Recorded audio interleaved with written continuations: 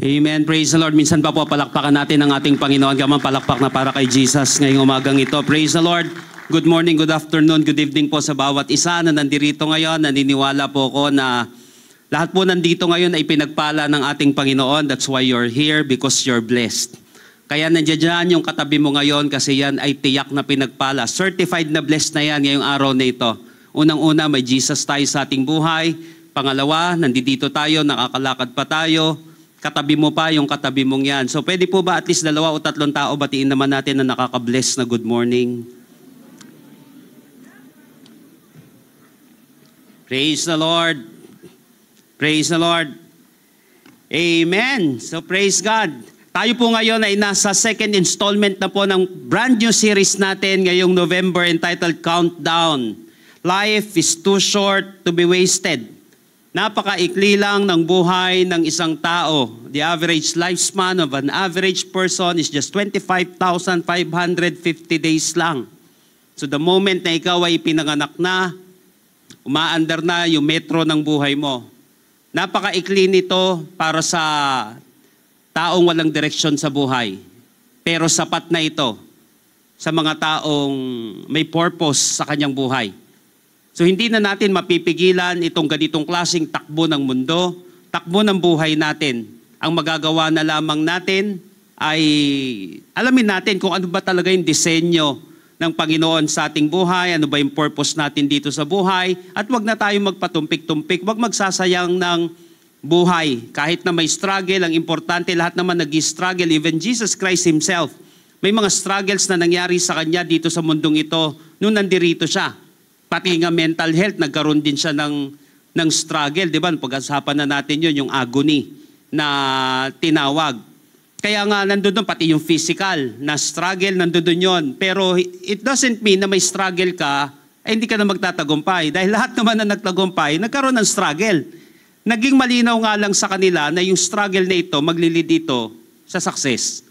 Dahil karamihan ng struggles, kapag hinarap mo ng tama, naglilid ito sa success. Kaya kung ikaw ay nag-struggle ngayon, ibig sabihin, pwede ka nang mag-lead sa tagumpay. Kasi walang tatawagin na victory o walang tatawagin na testimony kapag wala ka namang test na pinagdaanan. So lahat ng mga may testing dito, naniniwala ko, may nag-aabang sa iyo ng magandang testimony sa iyong buhay. Kasi dumaan ka doon. Lahat ng testing mo, balang araw, ipagpapasalamat mo sa Panginoon yan at sasabihin mo na lang, salamat Lord, dahil pinagpala mo ko at hindi mo ko pinabayaan sa journey ito ng aking buhay. Amen po ba? So pwede po ba palakpakan muna natin ang ating Panginoon? Papurihan natin ang Panginoon sa araw na ito. So praise the Lord. Praise the Lord. So sa second installment po natin ngayon, napaka-importante po nito sa ating buhay, napaka-importanting dapat na ginagawa ng mananampalataya, lalo na kapag isa po sa pinakamatinding fear ng tao, of course, nandiyan yung sinatawag nga na fear of public speaking, takot na takot ang tao dyan na magsalita. Kahit po ako, talagang kinakain ako ng takot lalo na dati. Yan yung number 1 na takot ko. But yung isa sa mga major na fears ng isang tao, ang tawag dito, bukod sa fear of death. Pangatlo lang yun eh. Number 1 is the fear of the unknown. Yung fear of the unknown na yon, kasi yung death, alam mo naman yan, na darating talaga yan. But yung fear of the unknown, hindi mo alam kung kailan specific. Para siyang weather. Kaya nga sinabi ang buhay ay weather lang. Hindi natin alam, biglang darating ito, ganito yung mangyayari. Fear of the unknown, hindi mo alam kung ano mangyayari bukas, hindi mo alam kung ano mangyayari mamaya. Kaya nga, kinakailangan sa isang tao ay naihahanda niya ang kanyang sarili dito. Hindi mo man malaman specifically, but you can anticipate it. Kinakailangan na anticipate natin siya, yung mga bagay-bagay na hindi natin alam kung kailan darating ang ating Panginoon. Pero may mga signs na ang ating Panginoon kung kailan siya babalik, ang tawag doon ay second coming, dito sa mundo. So napaka-importante nung anticipation na yun, napaka-importante ng ganong klaseng attitude ng isang tao. Kapag tama ang attitude ng isang tao, sinabi ko nga po mga kapatid, hindi mo na maiiwasan eh. Sa isang tao na hindi handa, sa isang tao na walang direksyon sa buhay, napaka-bilis lamang ng buhay. Pero sa isang tao na may direksyon, sapat na yon. kung ano man ang ibibigay sa kanya ng Panginoon, ang importante, ma-maximize niya yung buhay niya dito sa mundong ito habang nandito pa siya. Kaya nga po, ito yung pag-uusapan natin ngayon. Hindi pwedeng nagpapahuli ka. Hindi pwedeng nagpapahuli ka. So napaka-importante, wag tayo magpapahuli sa ganitong klaseng usapin, sa ganitong klaseng pangyayari ng ating buhay. Lila Loca once said, even a correct decision is wrong when it was taken too late. Ulitin ko po, even a correct decision is wrong when it was taken too late. Kahit na tama ang desisyon mo, kapag ginawa mo yan ng late na, mali na rin siya. Isa po sa masasabi na kung may kinaiiritahan man ako o kaya gusto kong ginagawa sa buhay, gusto ko lagi ako maaga. Napapansin ko po yan nung ako'y nagbabago na bilang mananampalataya. Gusto ko lagi maaga, gusto ko lagi ako maaga sa church. Kahit na saan po kapag nagsasalita ako, laging usually 2 hours before ako mag-speak. 1.5 hours nandoon na ako kasi sinusukat ko yung sino ba yung mga tao, ano ba yung lugar na pupuntahan ko, ano bang class yung kausap ko, halo-halo ba ito, o puro foreigner ba itong kausap ko, o sino ba yung mga kakausapin ko, ano ba yung lugar na meron dito, kumusta ba yung sound system nila dito, para piniprepare ko yung sarili ko. That's why maaga ako. Laging pumupunta kapag kahit saan po ako ini-invite. Mula noong naging mananampalataya ako until now, ito sa siguro magandang traits na naibigay sa akin para mas paghahandaan ko ang isang bagay. Pangalawa, of course, ito ay magandang katangian ng isang leader. Of course, nangunguna ka nga eh. So, nakasanayan ko na agahan ko yung mga bagay-bagay na ginagawa ko. Hindi ako nasanay na malate kasi ang pagka-late, di ba may usapan kayo, ninanakawan mo yung kausap mo ng oras. Ninanakawan mo siya ng panahon, di ba? Pati sa trabaho, ito din ay pagnanakaw ng oras. Tayo man din ay gusto din naman natin kapag tayo na may hawak ng ating company, naiintindihan natin yung mga pinagdadaanan natin. Kaya nga may grace period, pwede namang mag-leave, pwedeng ganito, kasi naiintindihan naman yon. Ang problema lang kapag ito ay naging attitude ng isang tao.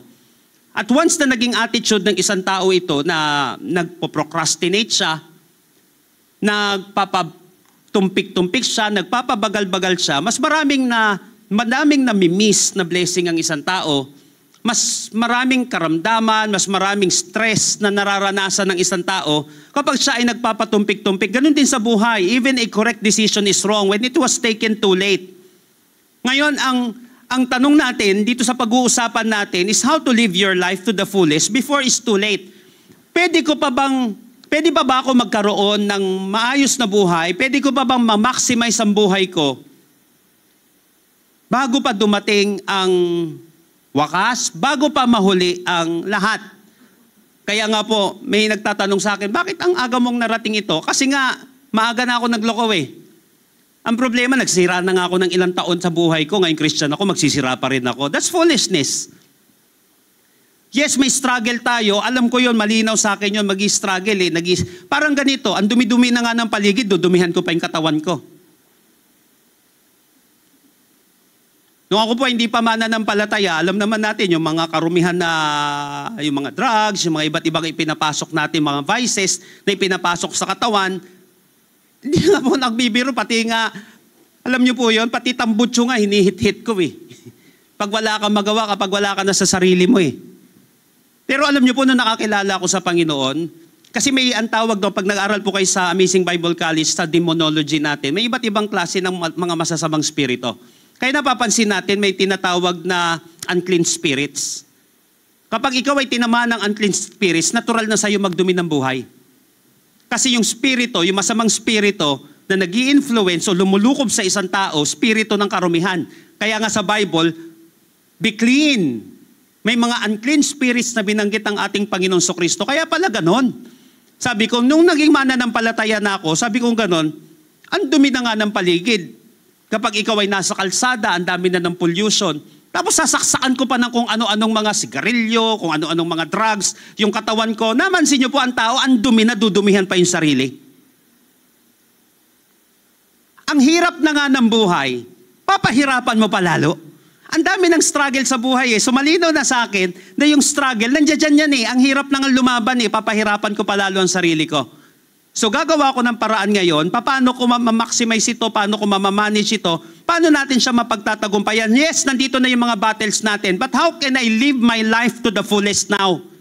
Now that I'm a Christian, ngayon mga believers na tayo, paano natin ma-maximize yung nalalabing buhay natin dito sa mundong ito? Paano? Bago mahuli ang lahat. So I want you to open your Bible with me in Romans chapter 13, verses 11 hanggang 14. Romans chapter 13, verses 11 hanggang 14. So iisa-isahin po natin itong passage na ito ngayon. And dalangin ko, kausapin tayo ng Panginoon that after this, your life will never be the same again. After this, magdedesisyon tayo that I will live my life to the fullest. Nung ako po ay lumago-lago ng Christian, sabi ko hindi na ako babalik sa ganitong uri ng pamumuhay. Kahit mag-struggle ako, hindi na ako babalik dito sa ganitong klaseng pamumuhay. Hindi na ako babalik sa ganitong klaseng estado ng buhay o estado ng spiritual life. Never again. Starting today, sabi ko, I will live, hindi ganun specifically. Pero sabi ko, I want to live my life above average. Yun po yung binabanggit ko kanina.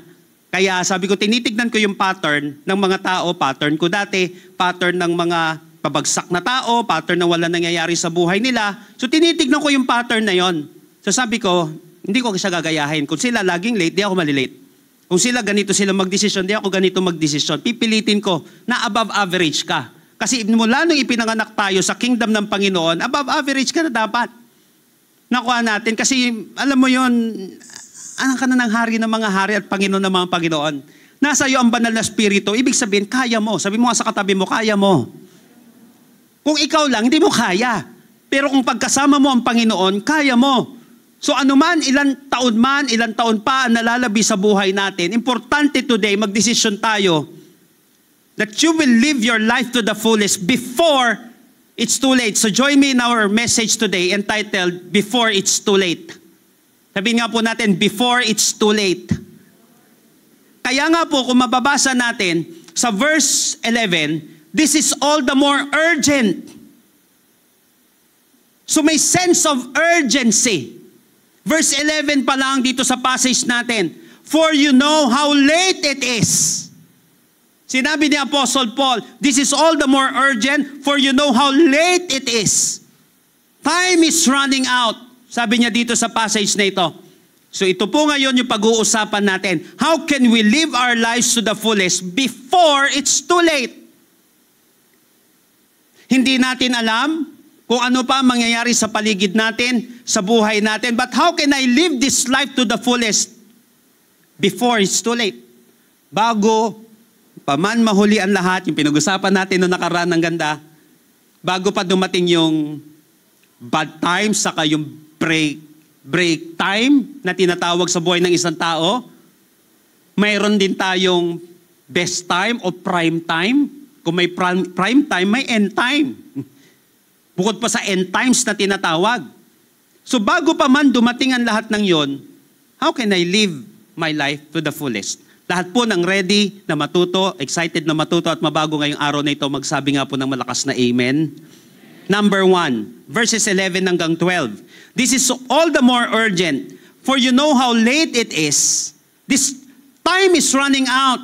Wake up. For our salvation is nearer now than we first believed. Verse 12, the night is almost gone. The day of salvation will soon be here. So remove your dark deeds like dirty clothes and put on the shining armor of right living. How to live your life to the fullest before it's too late. Paano magiging sapat ito? Bago pa man mahuli ang lahat, paano magiging sapat ang maikling buhay na ito? Na mabuong-buo pa rin yung buhay natin, wala tayong regret, na-reach natin yung potential natin, naging purpose-driven tayo, but how? First, wake up. Sabi nga po natin, wake up. Napansin nyo po, para makalaban ka sa isang araw, Halimbawa, sa araw na ito, para ilaban mo yung buhay, kailangan bumangon ka. Napansin mo yung tagumpay mo ngayong araw na ito, saan ang galing? Bumangon ka. Kaya ka nakapunta sa church na pagtagumpayan natin, yung bulong ng kalaban, tulog mo na lang yan. Mag-online ka na lang mamaya. O minsan, online na nga lang, tulog mo na lang yan. Naintindihan ka ni Lord. Ang daming battles yung magtatrabaho ka, tapos ang daming mga binubulong-bulong ng kalaban, gawin mo na lang yan next week, next year. Napansin mo, pinipilit kang gawing late ng kalaban. Lagi kang sinusuppress. Napansin niyo po sa Bible, 3 stages. Ginagawa ng kalaban, sinusuppress, ino-oppress, tapos pinoposes. Ang isang tao, depression, oppression, possession. Hindi masamang malungkot, lahat naman tayo nalulungkot eh. It doesn't mean ikaw malungkot, depressed ka na agad. Hindi po ganun yun. It doesn't mean may anxiety ka, depressed ka na agad. Hindi po ganun yun. Pero once na tumatagal na yan, nang tumatagal, depression. Pero marami naman dumaan dyan. For example, dumaan dyan ng mga lingkod ng Panginoon. Dumaan dyan sina Elijah, sina Moises, sila Job. Dumaan yung mga mananampalataya ng ganyan. Pero once na hindi mo na na-overcome yan, hindi mo na manage ng maigi, hindi nagkaroon ng maayos na intervention, pwedeng mag-lead siya sa oppression. Mamaya nakikialam na ang demonyo. At mamaya dyan, may possession na nangyayari. Ipoposes na siya, ikokontrol na siya ng kaaway. Kaya importante sa lahat ng pinagdadaanan natin, we must be controlled by the Holy Spirit and not by the evil spirit. Napansin niyo po, ginagawa laging late ang isang tao. Hindi, tulog mo na lang yan. Hindi, mamaya mo na gawin yan. Pinipili tayong gano'n, kaya nga may panawagan dito, this is all the more urgent. For you know how late it is. Time is running out. Sa ang tagumpay ng isang tao nagsisimula sa kanyang pagbangon. Sabi nga po natin, bangon. So saka mo kasi mahaharap ang laman ng buhay once na ikaw ay mag-decide na mag-wake up. Kaya nga sinabi dito, time is running out. Anong unang gagawin? Wake up! Alam niyo po ba the phrase wake up in Greek is egero. Itong egero na ito sa Greek, it means to rise from sleep and to become spiritually alert. Ibig sabihin, babangon at magiging alerto na ang isang tao. Yun ang ibig sabihin ng pag-wake up. Babangon at magiging spiritually alert. So Paul reminds these believers that salvation is nearer now than we first believe. Sabi dito sa passage na ito. Diba? Wake up, for our salvation is nearer now than we first believe. The night is almost gone. The day of salvation will soon be here. So the night, yung night dito, ang ibig sabihin yung darkness, the world of sin, is almost over. Sinabi ni Apostle Paul, the day, yung binanggit naman dito, day of salvation, it means Christ's return. Nearer daw. Kaya nga po sa sa SOD pa lang natin, binanggit natin yung 3 tenses ng salvation, past, present, and future. Di ba sinabi, save ka na. Pero dito sa passage nito, nearer daw yung salvation. Kaya nga walang contradiction dito pag naunawaan natin ito. Hindi siya magko-contradict kasi alam natin, may tenses pala ang salvation, past, present, and future. Kasi isi-save ka pala ng Panginoon pagbalik niya dito, but you're saved already. Kaya lang, babalik pa nga ang Panginoon at kukunin niya tayo dito. May tenses siya. Parang ganito, pag binasa lang natin, nakita lang natin na si Kristo ay tao lang, sasabihin natin, tao lang siya, pero makikita natin sa verse, Diyos din siya. So paano mo i-reconcile ngayon? Hindi magbabago ang Bible para sa atin, tayo magbago para sa Kanya. So naintindihan natin, nakita ng mga theologian na ang tawag dito, hypostatic union. Ibig sabihin, there are 2 natures of Jesus Christ, human and divine nature. Tama nga naman, paano ipapako ang spirito? God is spirit. So para may dugo na mabubo sa krus ng Kalbaryo, kinakailangan magkatawan tao, the Word became flesh. Para maligtas tayo. Kaya pala may nature ang ating Panginoong Kristo. So napansin po natin yan. So dito, mapapansin natin yung future tense ng salvation. Wake up, for our salvation is nearer now than we first believed. Kaya nga yung day na binanggit dito, ang ibig sabihin nito, ito yung muling pagbabalik. The return of our Lord Jesus Christ.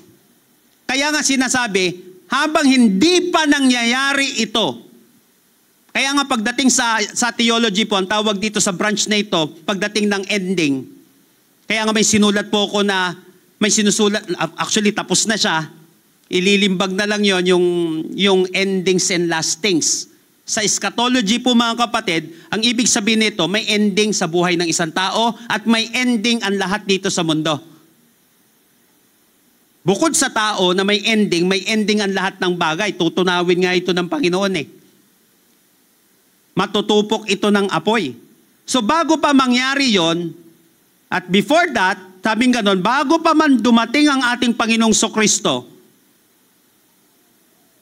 bumangon ka na. Sino po dito mahilig ka mag-snooze ng alarm? Sino dito aamin, mahilig ka mag-snooze ng alarm? Pa-alarm ka pa. Pagka mag-alala, nangyari din yan sa akin. Lalo na yung pagitan sa akin, 8 minutes eh. Dumadating ang panahon, yung pipindutin mo muna, okay, snooze, 8 minutes, 8 minutes. Okay pa naman minsan, lalo sobrang aga ka naman mag-alarm. Ang problema minsan, nangyayari sa atin, kay-snooze natin ng kay-snooze. Ilang beses na natin ini-snooze yan, na-realize natin, pambihira, late na ako. Kapipindot ng kapipindot, kadidelay ng kadidelay, late ka na. Ganyan din minsan ng mga Kristiyano, tulog pa rin habang gumagalaw ang Diyos. Listen to this. Maraming mga Christians, tulog pa rin habang gumagalaw ang Diyos. Hindi sila, yung binanggit natin kanina dun sa Greek, hindi sila spiritually alert. Tulog pa rin habang kumikilos ang Panginoon. Nakikita ba natin yung kilos ng Panginoon? Isa sa pinakamaganda na katangian ng isang mananampalataya, spiritually discerning siya. Kaya nga lagi kong sinasabi, always see the hand of God behind every event.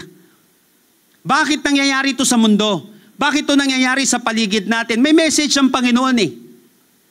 So dapat nakikita ng isang tao, bakit ito nangyayari sa buhay ko? Hindi mo ba alam kinakalabit ka na ng Panginoon? Hindi mo ba alam may spiritual alarm clock na si Lord? Don't snooze it. Wake up. Sabi nga po ulit natin, wake up. Kapag kumikilos si Lord, kumilos ka rin. Hindi yung kumikilos ang Panginoon, nakatulog pa rin, parang wala lang sa Kanya. Hindi, natural lang nangyayari ito. Eh di ba sinabi na sa Bible yan?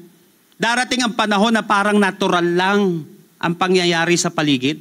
May ikinakasal, may kumakain, natural nito, tapos biglang, mawawala na yung kasama mo, rapture.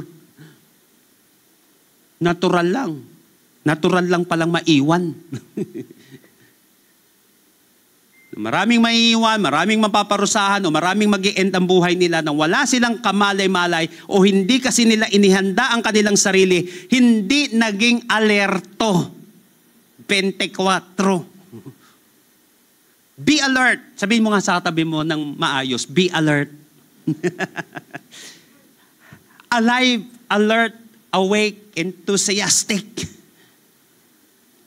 Ito po ang ibig sabihin ng wake up. Kapag may ganito na tayong kamalayan, hindi ka basta-bastang nahuhuli. Kaya nga sinasabi ko dati, naku, palit na yata ako. Pag hindi, kasi umabsent po ako ng kalahating taon eh. Kaya sabi ko siguro, may tamad man dito siguro. Isa ako sa pinakatamad talaga. Pinag-aaral ako ng magulang ko, mas marami pa akong pinasok sa mall. Kunyari, masipag ako, ihahatid ko yung kapatid ko, maglalakad kami niyan. Hatid ko dun sa BF, sa harapan ng malapit sa Sandigan yon. Tapos dun kami sa Don Antonio.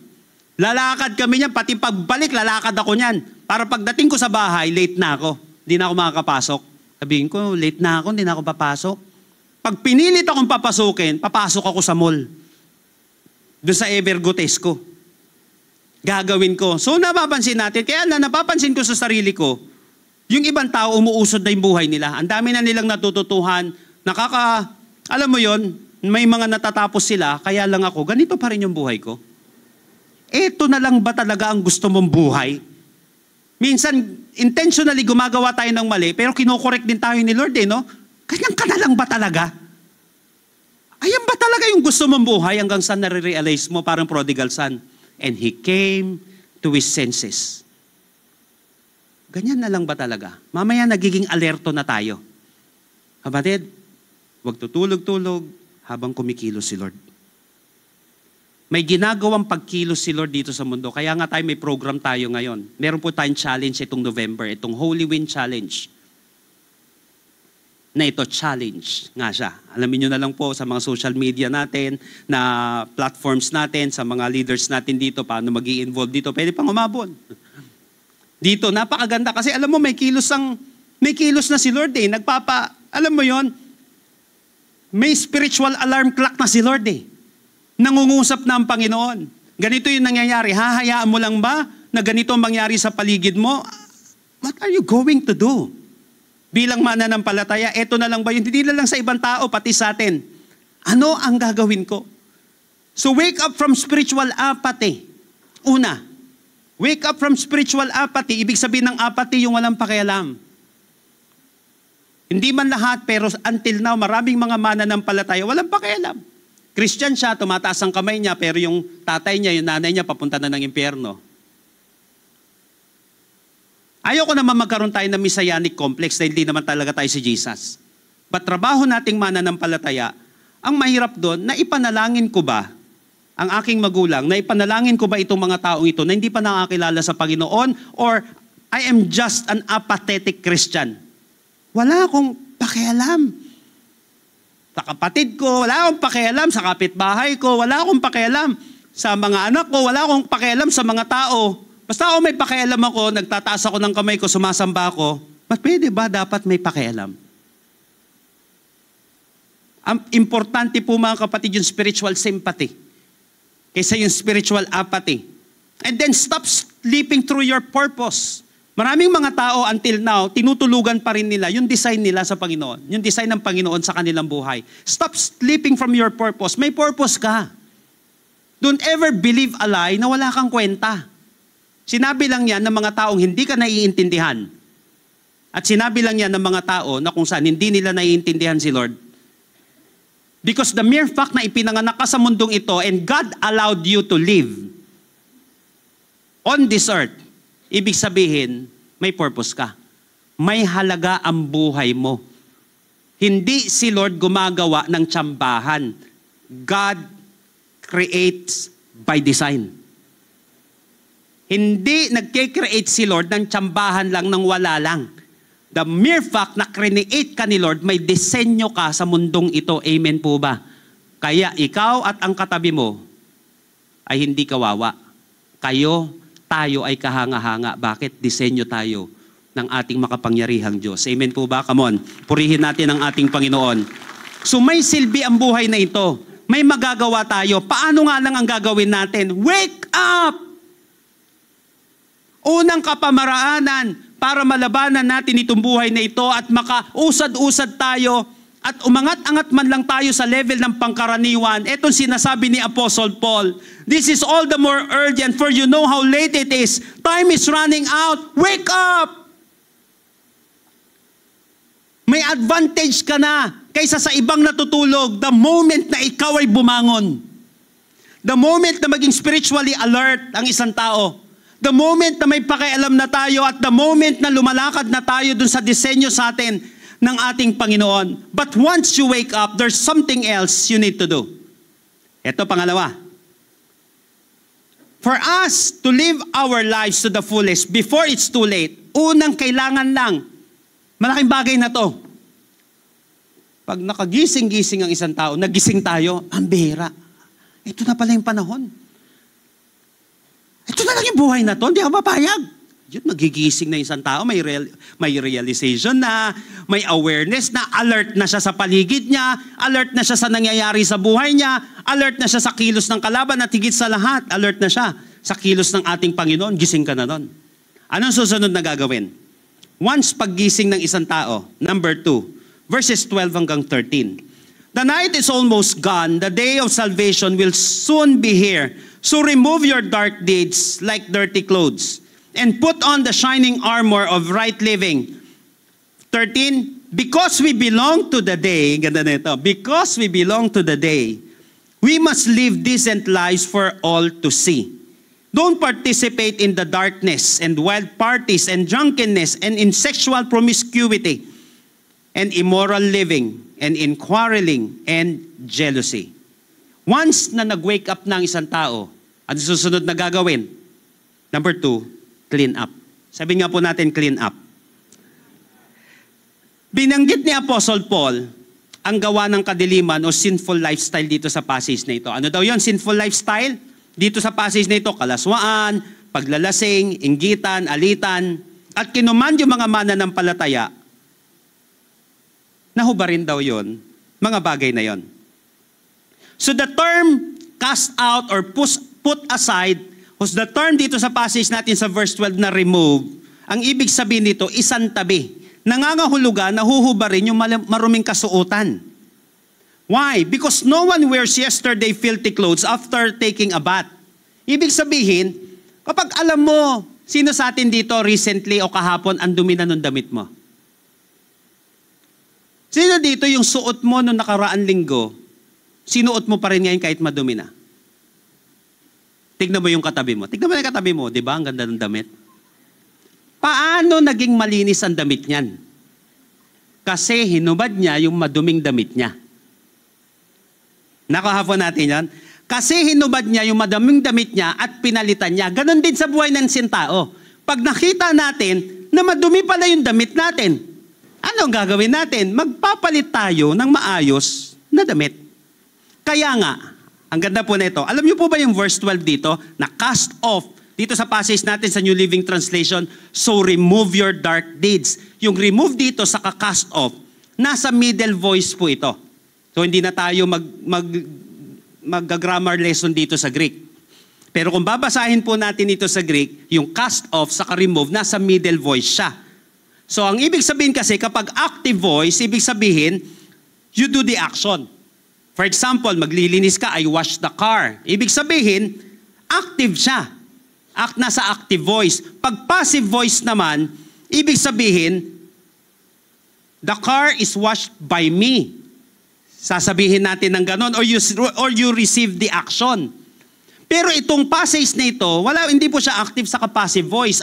Nasa middle voice po siya. Ang ibig sabihin kasi, pag nasa middle voice, ginagawa mo ito para sa sarili mo. Okay? Kaya nga importante itong passage na ito. Dahil nasa middle voice siya, ginagawa mo ito para sa sarili mo. Bakit? May mga passage sa Bible, ginagawa natin ito sa lahat naman, di ba?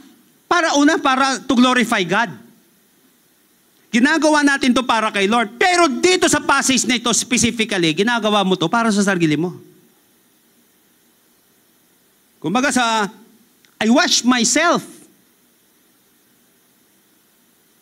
It means that you do it yourself for your benefit. Ikaw mismo ang gumagawa nun. Para saan? Para sa benepisyo mo. Ito po yung middle voice dito. So ginagawa natin ito, naglilinis tayo. Of course, para sa pamilya, para sa iba. Hindi. Pero dito sa passage na ito, sabi dito sa passage, ginagawa mo ito. Gawin mo, ikaw ang gumawa, para sa sarili mo. Why? May ginawang paglilinis sa atin ng Panginoon, si Lord gumawa nun. Nakakaba natin, kaya pagdating sa doctrine ng sanctification, may tinatawag na instantaneous sanctification. Why? Hindi tayo maliligtas kung hindi tayo malilinis ng dugo ni Kristo. Instantly, pag tinanggap mo ang Panginoon, holy ka na sa harapan ng ating Diyos. Nakuha natin yun kasi ang nakikita na ang ating Panginoon, instantaneous sanctification ang tawag doon. Yung pangatlong uri ng sanctification, ito yung ultimate sanctification. Ibig sabihin, pag nasa langit ka na, wala ka ng struggle. Ultimate sanctification yon. But sa doctrine ng sanctification, may pangalawa. Yun yung progressive sanctification, yun practical. Habang nasa mundo tayo, kahit may Jesus ka, may tendency pa rin na marumihan ka. Walang mayaman-mayaman. Pagdating sa mundong ito, kahit napakayaman mo at maganda ang bahay mo, maganda ang kotse mo, madudumihan pa rin yung damit na yan. Kasi nasa mundo ka pa. Nasa struggle pa tayo. Nakuha po natin. So kahit may Jesus ka, may Jesus naman tayo, nakakapag-isip ka pa ba ng hindi tama? Minsan nakakagawa pa ba ng hindi maganda? Nakuha po natin. Kaya minsan yung mga extreme na Christian, hindi, pag may Jesus ka, wala na yan. Sabihin mo sa sarili mo yan. Sigurado ka, wala ka na struggle. Sigurado ka, perfect ka na. Sabi nga ni Apostle John, sa 1 John, sino man nagsasabi na hindi siya nagkakamali, na hindi siya nagkakasala, sinungaling. So kahit may Jesus ka pa, ang bihira, may struggle tayo sa mundong ito. Nakuha po natin, kaya nga, do it yourself naman. May ginawa na sa atin ng Panginoon, pero it doesn't mean, ulitin ko, na malinis ang pamilya mo, ganyan ka, maganda bahay mo, di ka na marurumihan. Kaya nga kahit na ikaw yung may pinakamalinis na pamilya, pinakamalinis na bahay, nagpapalit pa rin ng damit araw-araw. Bakit? May battle ka pa rin sa labas. May battle pa rin tayo sa mundo. That's why ito, una, mapapansin natin, natural ang madumihan. Kausap niya dito, Christian eh.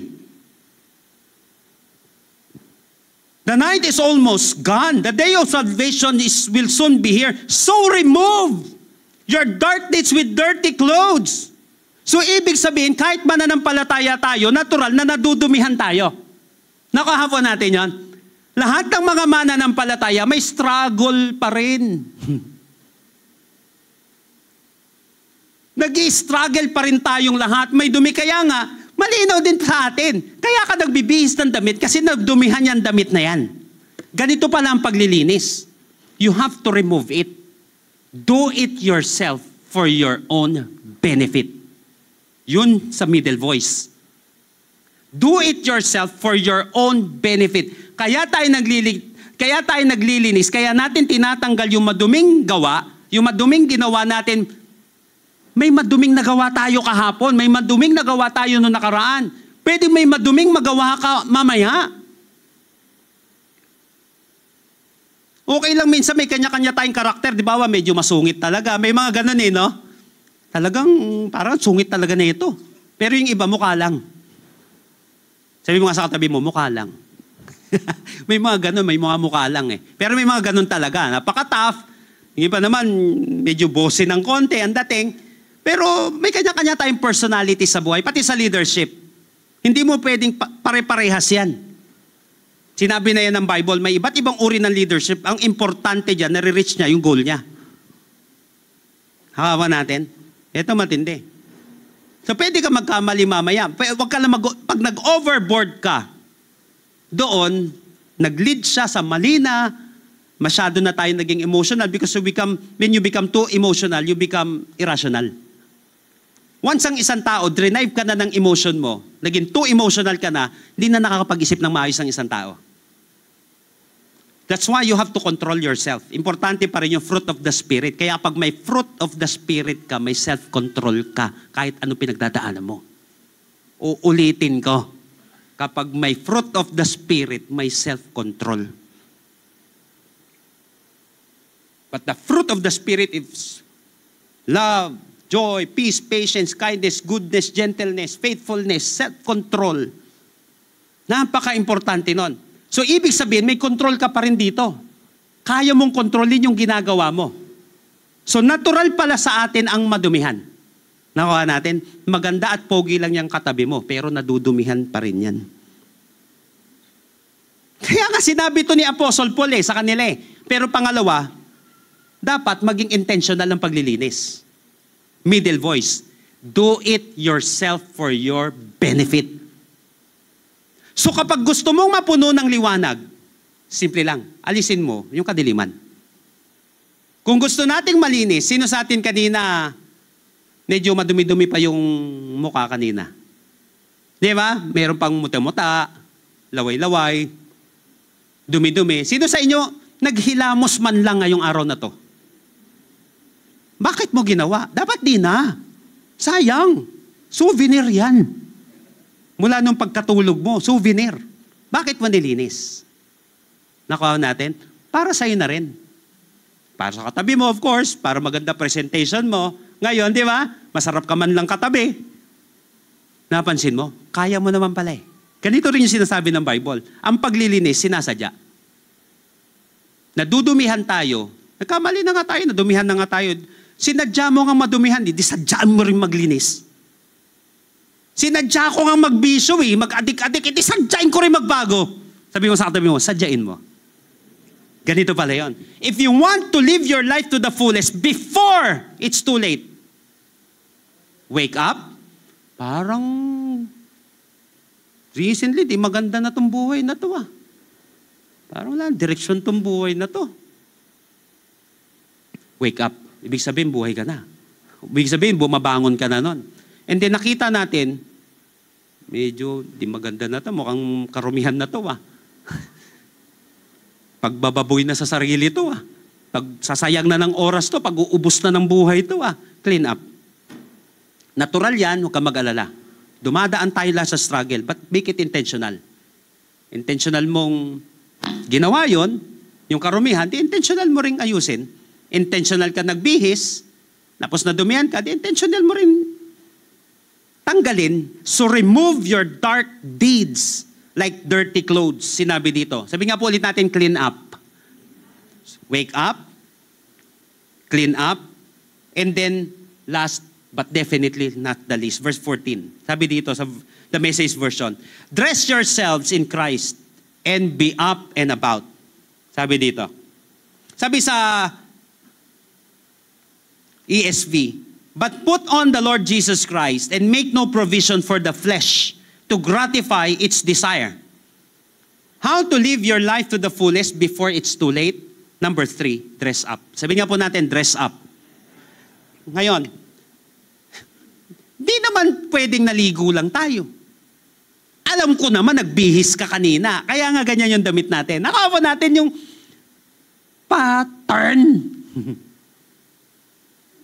Para makapagligo ka, malinis tayo, babangon ka muna. Ano yun? Naligo ka na kama? Bago maglinis ang isang tao, magdi-decide muna siya na bumangon. Magiging alert, titignan niya yung kilos ng Panginoon, magkakaroon siya ng realization, awareness sa nangyayari sa paligid, and then babangon siya. Pagbangon niya, maliligo siya, magbibihis siya. Ngayon, ito matindi.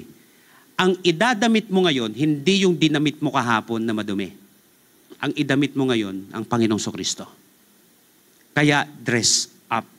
Put on the Lord Jesus Christ. Ang isuot si Kristo, hindi lang ibig sabihin nito is imitation. Ang ibig sabihin po nitong dress up dito is identification and transformation. Kaya nga kung babasahin natin, yung verse 13, dito sa passage na ito, because we belong to the day. Dahil belong na tayo sa kaliwanagan. Ibig sabihin, we must be identified na with Jesus. Pag ikaw ay nasa light na, pag ikaw ay na kay Lord na, we must be identified. Sana halata, nasa kampo ka na ni Jesus Christ. So ang pagiging mananampalataya, ang pagiging tagasunod ng ating Panginoong Kristo ay sinasadya. Pangalawa, ito ay pinapahalata. Dapat halata. Pwede ba sabihin natin sa katabi natin, dapat halata? Dapat ipinapahalata pala siya. Kasi dress up Halata nga yung damit mo. Ganda-ganda nga Nahalata nga yan. Ganon din pala yung ibig sabihin nito. Put on the Lord Jesus Christ. Dress yourselves in Christ. Kaya maraming mga Christians, hindi nagiging, alam niyo po yun, hindi din na-reach yung potential nila. Nalilate sila sa buhay kasi hindi halata si Jesus. So kinakailangan, magdi-decide tayo na halatang Christian ako. Pahalata mo naman. Hindi, of course, kasi maganda, nakikita rin, may Bible tayo, kaya sabihin na natin, nagbabasa tayo ng Bible, nagdi-devotion tayo. Alam mo yun, nahalata man lang na nagpe-pray ka man lang sa kinain mo. Ang dami nang nakakalason ngayon. Pag-pray mo naman yung kinakain mo. Pray ka naman. Sabi mo sa katabi mo, pray ka naman. Dapat nahalata, na-identify tayo, na kay Lord na tayo. Na-identify nga tayo dati, kanang kamay na tayo ni Satanas Na-identify nga tayo sa ibang tao eh. Ngayon, Christian na tayo, nung nag-decide tayo, I want to live my life to the fullest, we must be identified with Christ. Ito yung dress up na binabanggit dito. Identification. And of course, transformation. Kaya nga kapag ang isang tao, totoong na kay Kristo yan, ay posibleng walang pagbabago yan. Kasi nungalingan na walang pagbabago. Kaya lang yung ibang tao, sadyang bulag lang sa pagbabago ng buhay mo. Sabi ko, wag mo naman i-judge na walang pagbabago nangyari sa taong yan no, na kay Jesus na yan. Ikaw lang nagbabago? Hindi mo ba alam? Dati nga, hindi nag-church yan, ngayon nag-church na. O di laking pagbabago nun.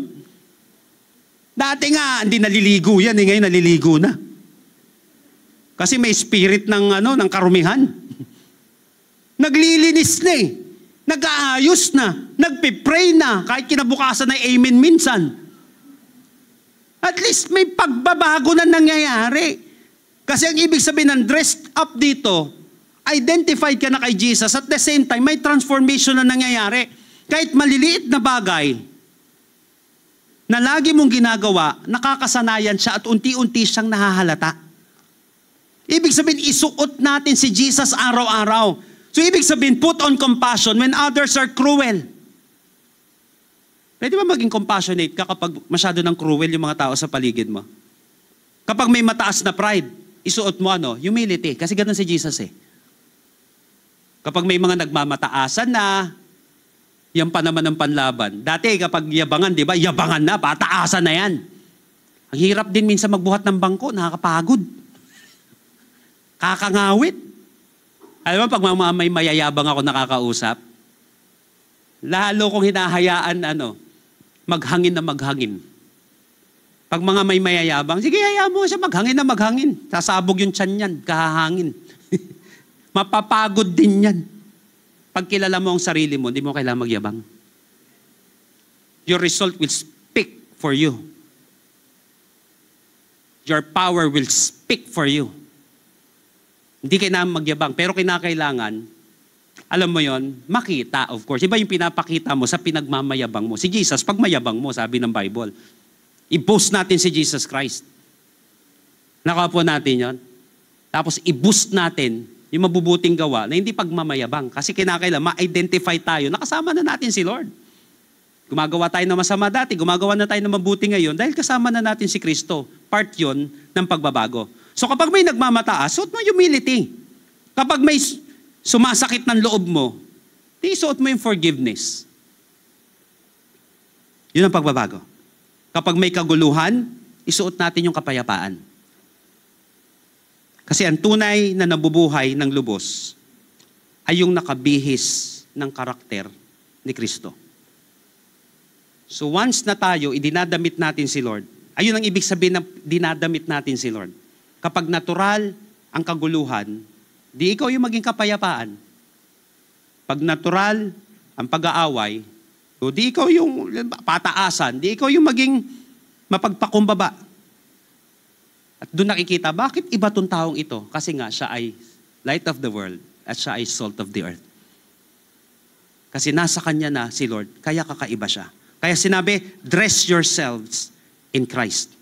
So dalangin ko sa mundong ito, na pabago-bago sa mundong ito, na hindi natin alam kung ano mangyayari, ito lang ang masisigurado ko. Kapag suot mo si Jesus Christ, markado ka na. Ibig sabihin, ano man ang mangyari sa'yo, sagot ka ni Lord. Kapag ikaw ay identified ng Panginoon, ma-identify din niya ng kalaban. Huwag kang matatakot sa kalaban kapag suot mo na si Jesus. Huwag kang matatakot sa buhay kapag suot mo na si Jesus. Once suot mo si Jesus, wala ka nang dapat katakutan. Pag may takot ka na kay Lord, wala ka nang ibang dapat katakutan. Bakit? Si Lord na ang haharap dyan. Once suot mo si Lord, nakaharap na si Kristo para sa iyo. At maniwala ka, may security ka na kapag kasama mo si Lord. Ang taong nakasuot si Jesus sa kanya, may eternal security yan. Nakasuot sa iyo si Lord eh. Nakuha po natin, kaya lahat nandito, lahat nga po dito nang naniniwala may Jesus siya sa buhay, magsabi nga po ng Amen. Ang gagawin na lang natin, dapat identified tayo kay Jesus. Pangalawa, yan natin nababago yung buhay natin araw-araw. Wag mo nang pansinin yung mga taong nang bubuli sa'yo na walang nangyayaring maganda sa buhay mo. Yung the mere fact na hindi mo pinatulan, ibig sabihin, may transformation sa buhay mo na nangyayari. So life is short. Life is short, eternity is sure, and Jesus is near. Dito sa passage na ito. Maikli lang ang buhay. Ang eternity, ang masigurado natin eternity, sure yan. Pero ang Panginoong Kristo, nalalapit na ang kanyang pagbabalik. Kaya nga may mga signs, may alarm clock na, may mga pinapakita sa atin sinasabi, gising na mga anak, gising na. Someone said, yesterday is a canceled check. Tapos na yun eh. Tomorrow is a promissory note. May promise sa bukas. But today is cash. Ano ibig sabihin nun? Today is cash. Spend it wisely. Yung nakalipas natin, canceled check na yan. Yung bukas natin, promissory note yan. But yung today natin, cash ito. Spend it wisely. Itong araw natin na ito, ni-spend natin wisely. So spend your life for Jesus while you still can. Habang kaya pa natin, mga kapatid, isama mo si Lord sa buhay mo. Ang pinakamasarap na kasama sa pagbangon, sa pagtulog, sa mga laban na buhay, walang iba kung hindi ang ating Panginoong Kristo. Wala nang ibang masarap kasama yung katabi mo, pero pinakamasarap na kasama nyo, nasa gitna ng inyong pamilya, nasa sentro ng iyong relasyon, nasa sentro ng iyong buhay, walang iba kundi ang Panginoon. Kay Jesus ka lang sigurado. Wala nang iba. Purihin po natin ang Panginoon sa araw na ito. Praise the Lord. Tayo po lahat ay tumayo sa presensya ng ating Panginoon.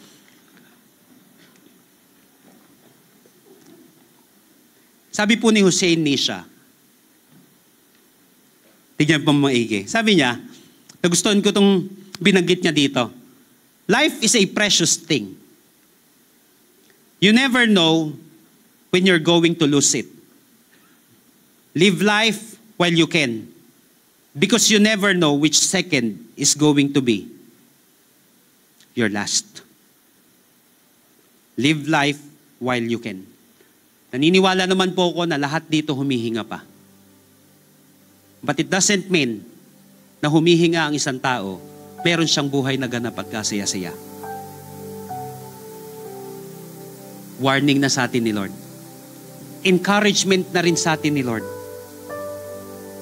Sinabi niya, this is all the more urgent for you know how late it is. Buti na lang may ganito. Late ka na! Bilisan mo! May meeting po ako nakaraan sa mga pastors dito sa SM.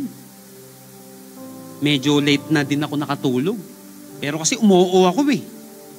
Mamaya dyan, nasa labas yata si Pastora Dana nun. Papa PMS yata ng sasakyan. May tumatawag na sa kanya yung mga pastor. Although di pa naman ako late nun. Maaga lang pumunta yung isang pastor doon. Sabi ko rin, agahan ko. Sabi niya sa akin, late ka na. Ura-urada na. Siyempre, pipray ka muna. Mabilisan na yung ginawa mo. Tapos hilamos na lang muna yung ginawa mo. Tapos bihis ka na ng damit. Nagmamadali ka. At least mabot pa rin naman ako. May mga na-late pa rin kaysa sa akin. Ito yun eh. Napansin mo, pag may nagsabi sa yung late ka na, may sense of urgency ka na.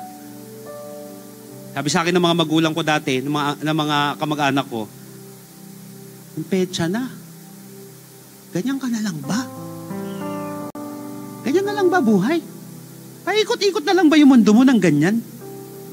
Sabi ni Apostle Paul, this is all the more urgent, for you know how late it is. Time is running out. Life is too short to be wasted.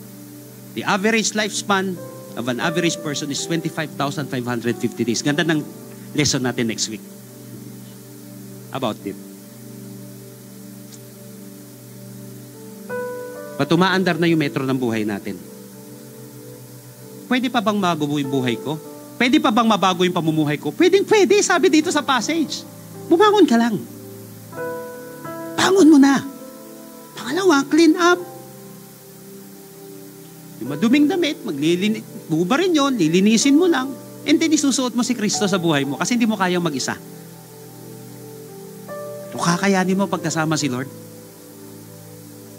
Kakayanin mo. Dress yourselves.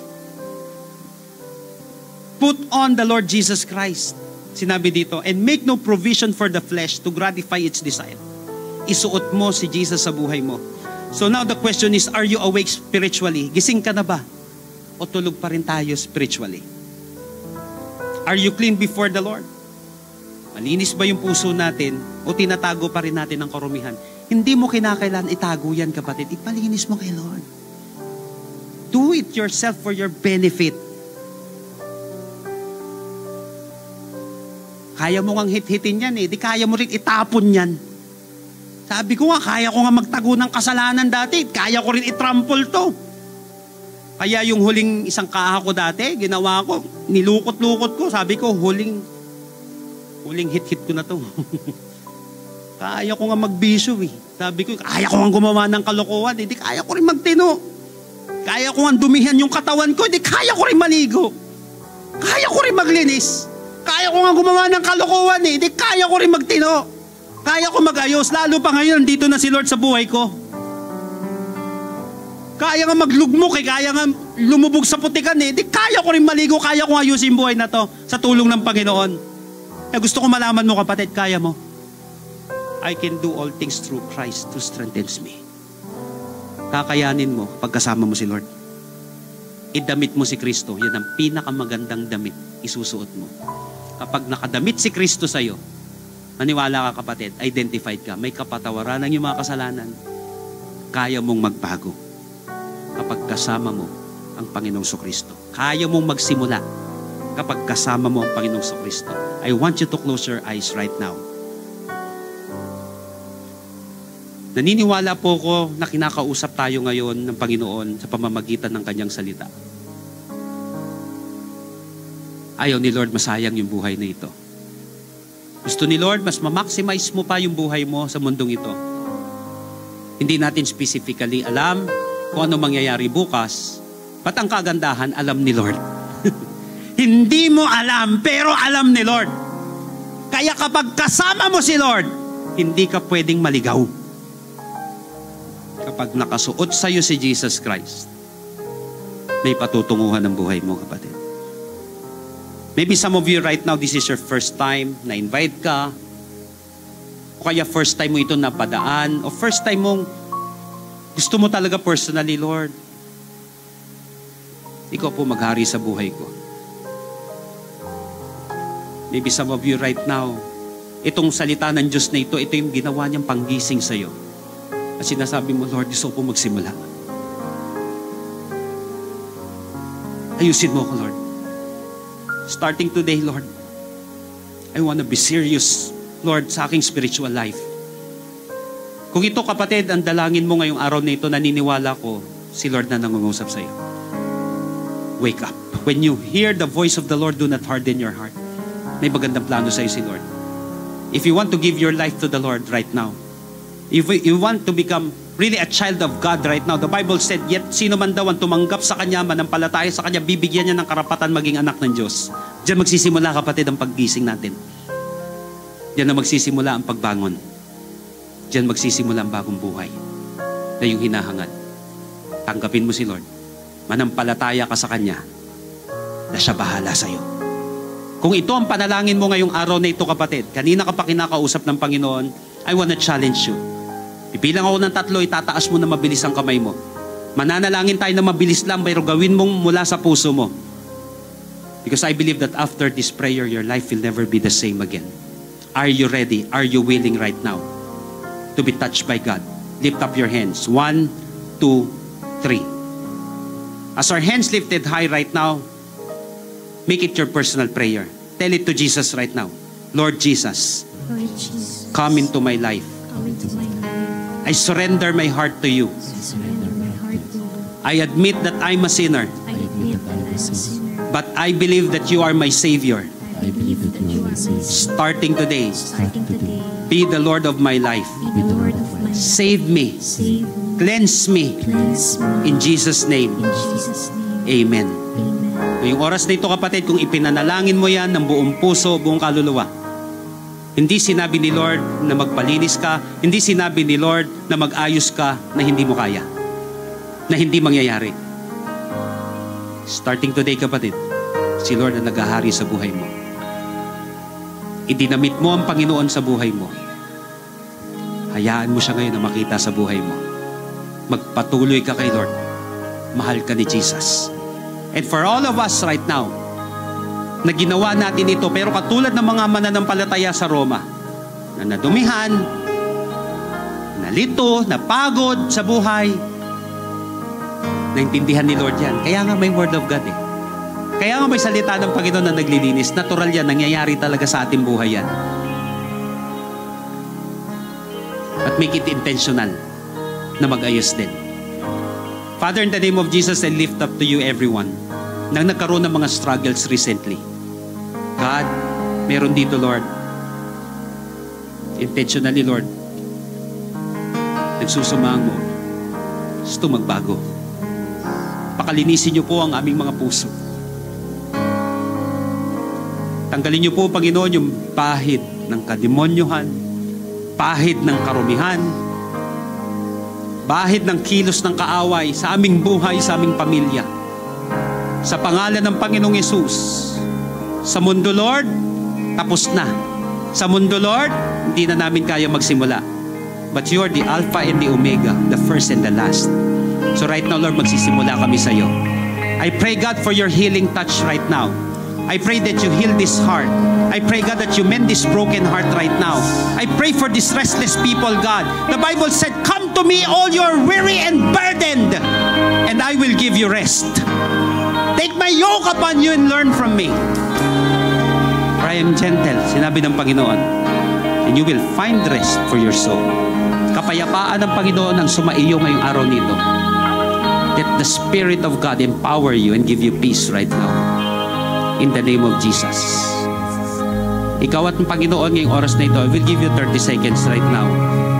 Simpleng pangungusap lang kay Lord. Surrender everything to God. Yung kabigatan na meron ka, lay it down to Jesus.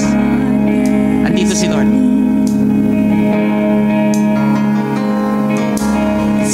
The hand of God is here right now.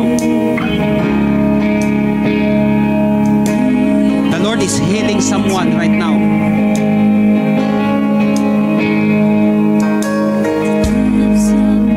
May pinapagaling ang ating Panginoon. May nililinis si Lord, may inaayos ang ating Panginoon ngayong araw na ito. Lapit ka kay Jesus.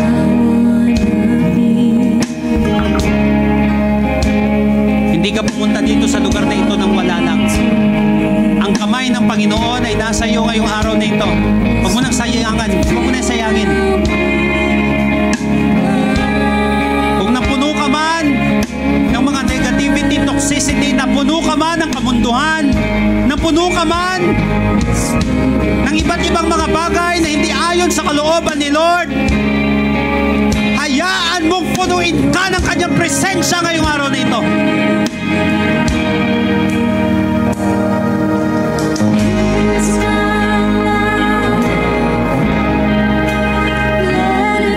Let the presence of God fill you right now. Let the presence of God touch you and heal you right now. Bigyan niyo po, Panginoon, ng kapayapaan ng bawat isa. Kagalingan sa mga may karamdaman ang siyang dumaloy sa lugar na ito. Pag-asa, Panginoon, ang ibigay mo. Bigyan mo po ng tapang ang bawat isa. I pray, God, for security, spiritual security, Lord. In the name of Jesus. Come on, give your life to Jesus.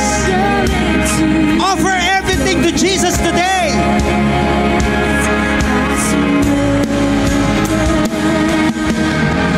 He is the same yesterday, today, and forever. Sa yung Diyos na nagpapagaling noon, siya rin yung Diyos na magpapagaling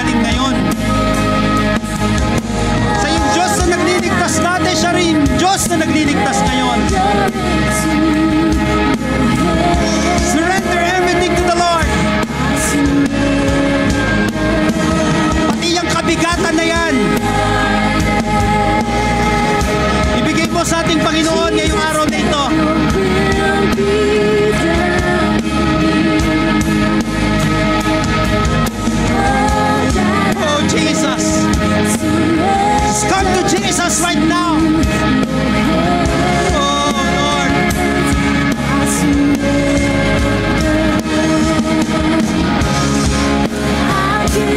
Come on, give it all to Jesus. Your heart and your soul. Declare it, Jesus, I'm living for you.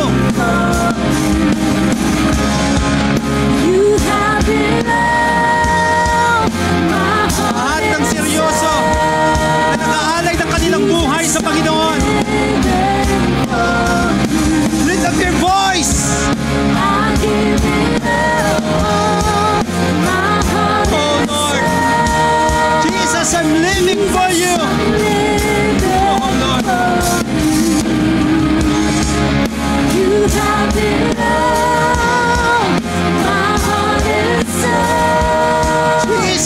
Jesus, I'm living for Oh Lord. Jesus, I'm living for you. Jesus, I'm living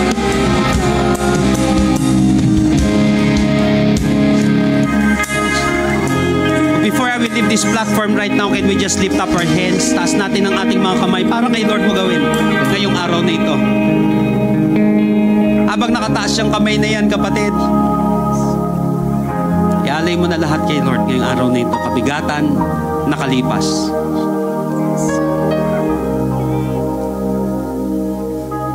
Yung nakalipas mo, kapatid, tapos na yan. History na yan. Ang future natin still a mystery. But your presence is an opportunity. Opportunity na lumapit kay Lord. Opportunity na maranasan ang himala ng Panginoon. Ang kagalakan, kapayapaan, kagalingan, at pagpapala ni Lord. I lift up to you everyone right now, God. Empower this hand. Starting today, God, as our hands lifted high, we offer everything to you. Our heart and soul, mind and strength, God. Pakapuspusin niyo po ng presensya mo, Panginoon, banal na spirito ang bawat isa. Sa pangalan ng Panginoong Hesus, kapayapaan ang siyang dumaloy, kagalingan, dumaloy, Panginoon.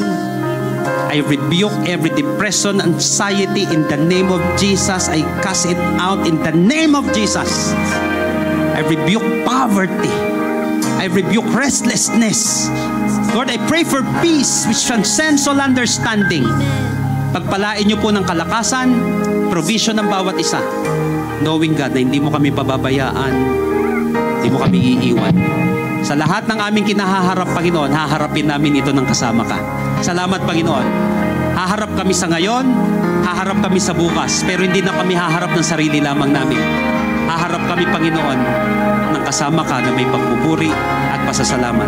Sa iyo po ang pinakamataas naming pagsasalamat, pagsamba at pagdakila. Salamat po, Panginoon, sa iyong presensya. Ito po ang aming panalangin sa pangalan ni Jesus. Lahat po'y magsabi ng Amen and Amen. Come on, malakas na palakpak sa Panginoon kung pinagpalakan ni Lord din araw dito. Praise the Lord!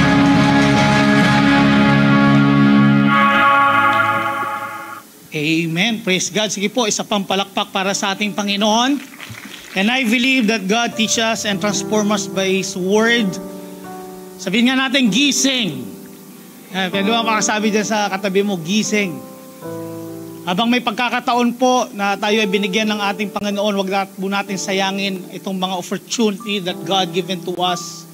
At ito pong buhay, talento na meron po tayo, pagkaloob po natin sa ating Panginoon.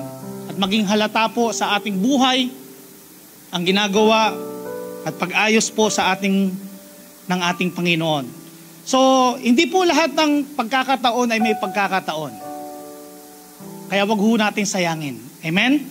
So, habang malakas po tayo, maglingkod po tayo sa ating Panginoon, we do our part, ayusin po natin ang ating sarili, at ngayon po tayo po ay magbibigay ng ating tithes and offering. Are you excited?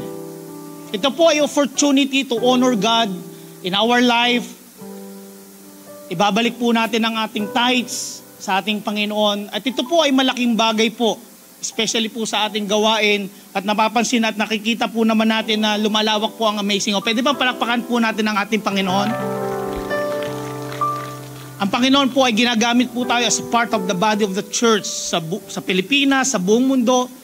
Kaya itong mga bagay na ginagawa po at katapatan natin sa Panginoon ay malaking instrumento that God used in His activity, in His work, sa gawain po ng ating Panginoon. Kaya kapatid, ang pagtatanim mo sa Panginoon, ito ay gagamitin ng ating Panginoon sa kanyang gawain. At parte ka. Pwede ba pakasabi dyan sa katabi mo, parte ka? Okay? We are part sa gawain ng ating Panginoon. Maybe nakikita niyo yung mga ministers dito, mga pastors, mga disciple maker. Pero every one of us ay part po sa paglago ng gawain ng ating Panginoon. Kasi tayo po ay nagtatanim sa gawain ng ating Panginoon. Nasusustain po ang mga pangangailangan po natin. Kaya nandito pa tayo sa Trinoma. And then we are praying for a large place. Amen? At ipagkakaloob po sa atin ng Panginoon yan at gagamitin po ang bawat isa sa atin. I remember po doon sa early church in the book of Acts, the sale, possession, para lang po sa gawain ng Panginoon, sa pangangailangan po ng mga mananampalataya. Ganon po sila ka-compassion sa gawain ng ating Panginoon na hanggang ngayon ay nararanasan po natin. Kaya ito pong ginagawa nating pagtatanim sa gawain ng ating Panginoon, I challenge everyone, God will bless you and God will use you. May mga envelope po dyan sa inyong kinakaupuan. Sulat nyo po yung pangalan po ninyo, yung tithes and offering. And I believe God will use you more. Yung buhay mo, papasaganahin pa ng ating Panginoon. At if you expect great things in our God, attempt great things to our God. And I believe, ipaparanas po sa atin ng ating Panginoon ang kanyang kapangyarihan, ang kanyang promise sa ating mga buhay. Sige po, hawakan po natin ang mga sobre ng ating offering, ang ating tithes. Manampalataya ka kapatid, itong ginagawa mo to honoring God by your wealth, by your life, nakikita po ng ating Panginoon yan. At ipaparana sa iyo, ipapakita sa iyo ng ating Panginoon in His Word, kamangamangha. Maybe there's a great healing from your body, in your family. There's a great blessing, opportunity, and favor. Come on, let's close our eyes. Lord, thank you for your Word that inform us, teach us, and transform us, Lord, that we have to be awakened, Panginoon, especially the truth from your Word. Halata ka, sinasadya po namin ang pag-ayos at paglinis, Panginoon, that we experience progressive life to the fullest. Lord, ito pong aming pagtatanim, ang aming offering, pagbabalik po namin ng tithes, Panginoon. Lord, alam niyo po ang kalagayan at sitwasyon ng bawat isa. Lord, in the name of Jesus, Lord, bless those life. Lord, if they need healing right now, Lord, I speak healing in their life, 10 ng kanilang pamilya, the healing flow, the strength flow, sa kahinaan ng kanilang lupang katawan. They're praying for the finances, Panginoon. Lord, I pray provision for them. Lord, kayo po, Panginoon, ang magkaloob, Panginoon, ng kanilang pangangailangan. To those are working right now, Lord, be with them. Give them wisdom every their decision. Promote them, Lord. Even from the studies na nag-aaral ngayon. Panginoon, yung mga pangangailangan po nila sa kanilang mga eskwelahan and their experience graduation, elementary, high school, college, Lord. Lord, magpapatuloy po kami, Panginoon. Kahit kami nag-aaral, nagtatrabaho, even from the business industry, Panginoon, mararanasan nila ang expansion dahil sila ay naging faithful, Panginoon, sa pagpapala na pinagkaloob mo sa kanila, pinagkatiwala, Panginoon. Lord, we believe, God, expand mo pa ang gawain mo by means of expansion of the life of everyone ng mga anak mo. Lord, we are excited, God, from your promise, Panginoon, from your word. Lord, pinangahawakan po namin to. At ikaw ay promise keeper, God, na Panginoon, gagawin mo sa iyong mga anak. Maraming salamat, Panginoon. Thank you for this opportunity. We honor you. We appreciate you, God. We love you, God. Kaya, Panginoon, dinadakila ka po namin sa aming ginagawa, sa aming kaperahan, sa aming buhay. Sa inyo po ang papuri sa pangalan ni Jesus. Amen and amen and amen. Pwede na po tayo magbigay sa ating Panginoon.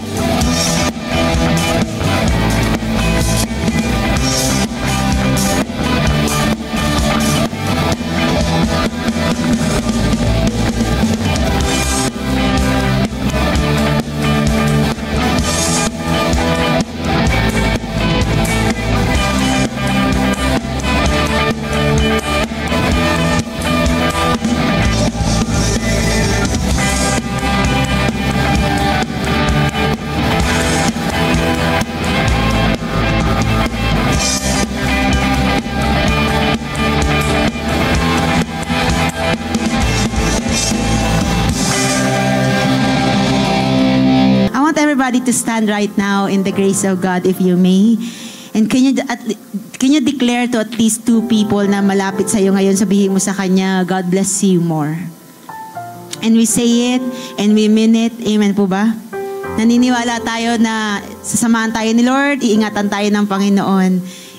Yung security na hinahanap mo, na kay Lord yan. Wala sa kung ano man, wala sa mundong ito, na kay Lord lang. At salamat sa Panginoon because He talked to us today.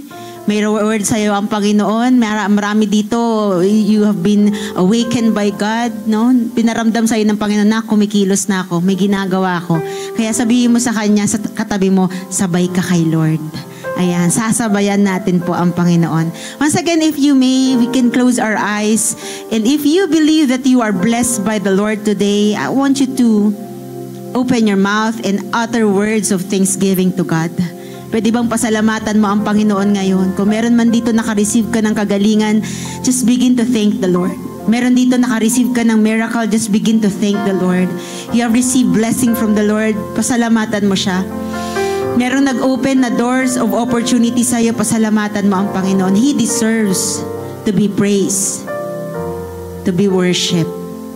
Father God, today, Lord, kahit sa kalagitnaan ng bagyo na ito na kinakaharap po na aming bansa, pinasasalamatan ka po namin. Because even, Lord, our weather is not good. We believe, God, that you're always good. Lagi kang mabuti sa buhay po namin. At alam po namin, Lord, hawak mo po ang aming buhay, hawak mo po ang aming bansa. At alam po namin, Panginoon, that you are merciful, you are a good Father. Kaya, Panginoon, sa lugar na ito, pinupuri ka namin. Pinasasalamatan ka po namin. And Father God, thank you for your word na kung saan, Panginoon, gumising sa amin, nag-transform sa amin, God. Thank you for your grace na may kakayahan pa kaming magbago. Thank you for that grace na kaya pa namin magsuot ng malinis at kaya ka pa namin isuot sa aming pong buhay. Marami pong salamat, Lord. It is really by your grace, God. Kaya, Panginoon, sa oras na ito, lalabas kami ng lugar na ito, blessed. We're gonna leave this place, God, hindi kulang-kulang, kundi buo. Panginoon, kasi binuo mo po kami. But Lord, before we leave this place, we want to pray for our country, especially, God, sa mga madadaanan, Panginoon, ng malakas na bagyong ito. Lord, we still believe that you can do miracles. Kaya, Panginoon, ipinagkakatiwala po namin sa iyong mapagpala and gracious, Panginoon, na kamay ang aming pong bansa. Samahan mo po ang bawat isa, kamag-anak man namin o hindi, kababayan namin, Panginoon, or even foreigner na nakatira sa bansang ito. Lord, iparanas mo sa kanila, Panginoon, kung sino ka, Panginoon, kung gaano ka kagaling, kung gaano ka kabuti, God. Dalangin ko po, Panginoon, na ikaw, Panginoon, ang mag-control ng lahat, Panginoon, na nangyayari sa amin. Hindi po namin ito kontrolado. Pero Lord, ikaw, Panginoon, kontrolado mo ang lahat ng ito. Even the winds and the waves obey you, God. Ganun ka po ka-powerful. And we declare your power over this country, God. Lord, we declare, Father God, revival over this country, Lord. Lord, ang mga nangyayaring ito, Panginoon, kung ito, Panginoon, ay awakening sa amin, hayaan mo po, Christian, and even, Father God, believers, unbelievers, God, will believe in you, God, because of these things that happening right now, Lord. Alam ko po, Panginoon, may ginagawa kang maganda sa aming pong bansa. We thank you, Father God. Salamat po, Panginoon. Sa paglabas po namin dito, ingatan mo po kami. Ilayo niyo po kami sa anumang disgrasya. And Lord, allow us to be a channel of your blessing, God. A channel of salvation, Panginoon, sa mga tao, Lord. As we do Holy Wind, God, as we share, Panginoon, sa kanila yung mapagpalang pag-asa na meron ka po, Panginoon. Dalahin ko, O Diyos, na bawat isa na amin pong kakausapin, masumpungan ka po, Panginoon, sa kanila pong buhay. Father God, we thank you and we honor you. Once again, if you may, you can raise your hand. Receive this benediction from the book of Numbers. And when you say, I receive, believe na na ito'y mangyayari sa buhay mo. Tandaan mo kapatid, kahit sa kalagitnaan ng bagyo, basta si Jesus ang kasama mo, pagpapalain ka pa rin. Amazing people of God, may the Lord bless you and take care of you. I receive. May the Lord be kind and gracious to you. I receive. May the Lord look on you with favor and give you peace. I receive. Father, we receive all these things in the mighty name of Jesus. And everybody will say aloud, Amen.